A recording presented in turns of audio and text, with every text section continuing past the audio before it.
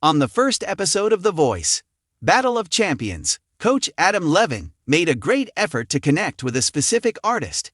He even mentioned his oldest daughter and the significance of numerology. However, even a rock star is aware of when to fold and when to hold them. Jonah Mayer amazed the coaches with his wide and seemingly perfect range in addition to his ability to sing in Italian. In particular, Coach Kelly Clarkson was enamored with the 31-year-old Bronx singer, calling him sexy and declaring, "I love you." Although both Clarkson and Levine had pushed their buttons for Mayer, it was evident that the energy was reciprocated. Levine swiftly acknowledged, "I can't compete with any of what just happened." Mayer was equally kind with everyone, hugging Clarkson first, then Levine, and then Coach John Legend, who hadn't even turned his chair, to see if he wanted to be hugged. "You have a wonderful scent," Levine said after they had embraced. "Rich leather and mahogany."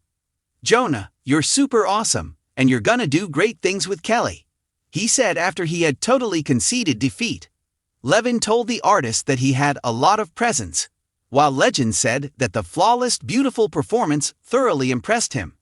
Citing Josh Groban and Andrea Bocelli, Clarkson said that although classical singers may not be to everyone's taste, there are those people that peak out and become well known. In a direct reference to Clarkson's season 21 victory with Girl Named Tom, Mayer responded to Clarkson's obvious pursuit of him by revealing, "My favorite number is 21, and that he was born on October 21. It's a sign," exclaimed Clarkson. Levine saw an opening and added his voice. Levine stated, "My firstborn daughter was born on September 21st, alluding to Dusty Rose, his eldest child born in 2016 alongside his spouse Behati Prinsloo." The mayor went on to say that a song by Earth, Wind and Fire is also about that date.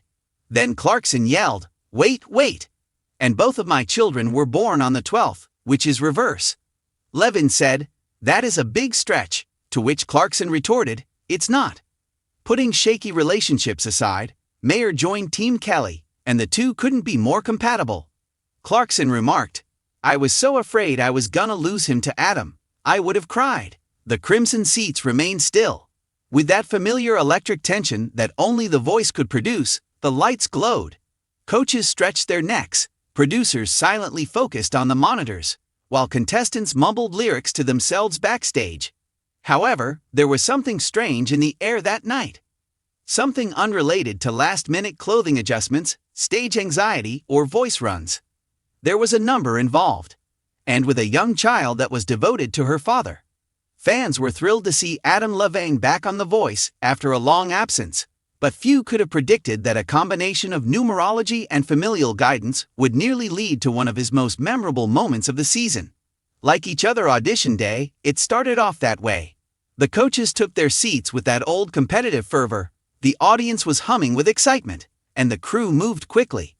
Adam straightened his jacket, tapped the armrest lightly, and looked across to the stage entrance. This was something he had done hundreds of times. By now, blind auditions had become commonplace.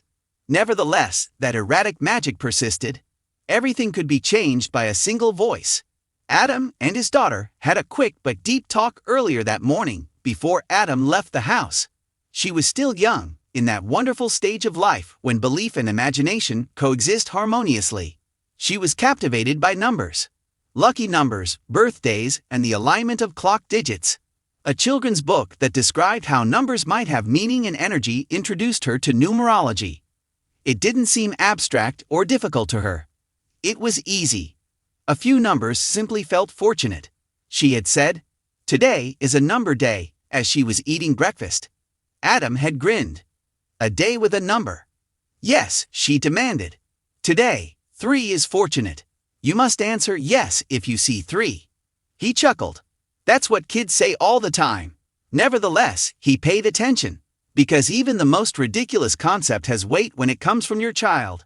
He was not overly serious about it. Not initially. However, he recalled it. 3. Later that morning, the thought returned as he drove to the studio. It was like an unshakable tune that echoed in the back of his head.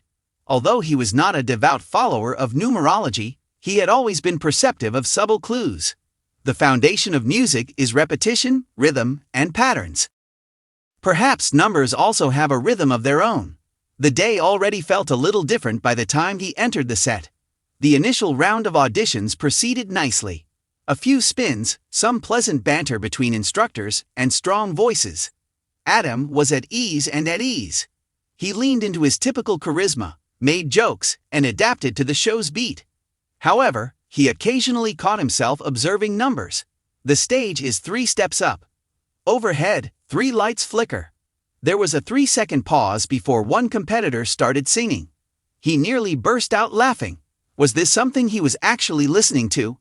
It's probably merely a coincidence. But the concept stayed. The audition that followed almost completely upended everything. Quietly confident, the contender took the stage. No ostentatious attire or theatrical entrance. Just a microphone and a composed demeanor. The first note drifted through the studio as the band warmed up and the audience fell silent. It went smoothly, controlled and warm. Adam leaned a little forward. The voice lacked theatricality and was not explosive. It was truthful. Sentimental. It's the kind of tone that draws you in without trying too hard. He cast a sidelong glance, wondering if the slight tug was the same for any other coach. One coach moved around in their chair. Another gave a contemplative tap of the finger. Nobody looked around. Adam continued to listen. Something held him back, but he liked what he heard. Perhaps it was prudence. Perhaps it was a calculated move. This season, there was intense competition among coaches, and every chair turn was significant. Just because someone was good didn't mean you turned. You saw possibility, so you turned. Because you thought you may succeed with that artist. The show went on. Then an odd thing occurred. The contender struck a note that landed flawlessly 3 lines into the chorus. Not too loud. Not ostentatious. Simply ideal. It was that familiar nudge inside Adam. The person who tells you this could be unique. Without pressing the button, he moved his hand close to it. Not quite yet. Wait, he told himself, to learn more. Indeed, the stage lights then changed, almost as if at the same moment. 3 tiny spotlights briefly lined up over the performance. Adam saw it at once. He was powerless to stop it. His attention flicked to the picture. 3. He remembered breakfast and grinned to himself. You must say yes if you see 3. Was this absurd? Of course. However, it also seemed like fun. Light. As if he and his daughter had a little secret. He pictured himself telling her about the day of the audition. She might have said, "Did you see 3? He nearly hit the button. Nearly.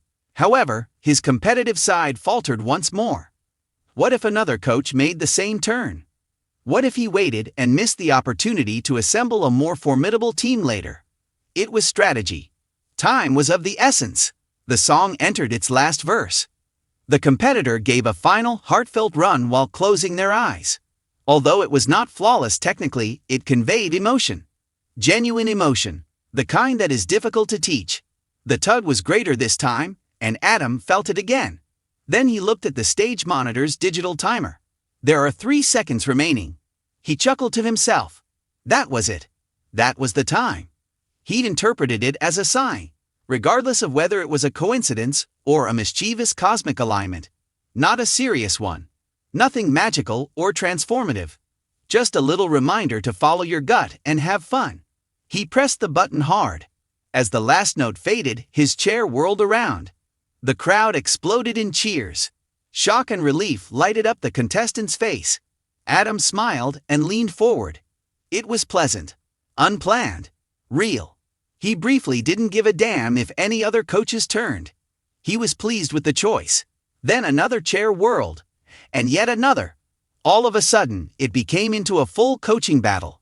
What began as a close call became a 4-chair turn.